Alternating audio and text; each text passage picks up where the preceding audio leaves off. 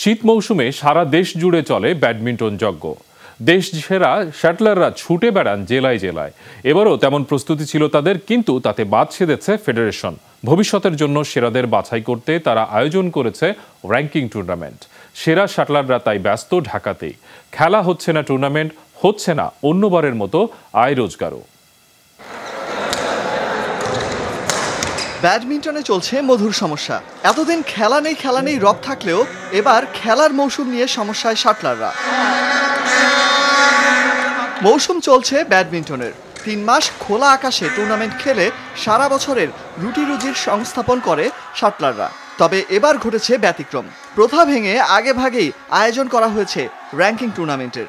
Top ranking প্লেয়াররা আছে, তারা মেনলি শীতের যে 3 মাসের যে টাকা ইনকাম এই দিয়েই তারা সারা বছর চলে, তো একটু ইফেক্ট তো পড়তেছেই। প্রতি বছর দেখি যে খেলাটা আপনার মার্চ এপ্রিলের দিকে ওই সময়টা টুর্নামেন্টটা হয়, ঠিক আছে, কিন্তু এবারে হচ্ছে শুধু আপনার মানে একবারে ডিসেম্বরে। তাতে অবশ্য অজুহাত আছে ফেডারেশনের। আন্তর্জাতিক টুর্নামেন্টের জন্য সেরাদের বাছাই করতেই আগে ভাগে তাদের নাকি এই আয়োজন। বাংলাদেশ গেম করতে গেলে এখন আমাদের আগে র্যাঙ্কিংটা যেহেতু আমরা সুযোগ পেয়েছি, এটা আমাদের এই বঙ্গবন্ধুর জন্মশতবার্ষিকী উপলক্ষে টুর্নামেন্ট আমাদের করতে হতো, সেটাকেই সামনে রেখে আমরা র্যাঙ্কিংটা নিয়ে এসেছি।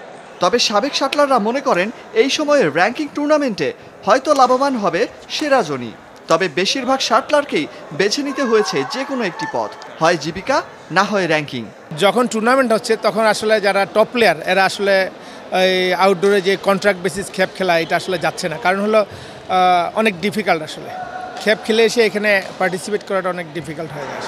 অবশ্য ফেডারেশনের অনেকেই মনে করেন অন্য সময় এই টুর্নামেন্ট আয়োজন করলে বড় কোনো সমস্যা হতো না। যে অর্থটা তারা নিজেরা পেত সেটা থেকে তারা বঞ্চিত হচ্ছে, সেটার দিকে আমাদের কর্মকর্তা যারা আছি তাদেরকে নজর দেওয়া উচিত ছিল।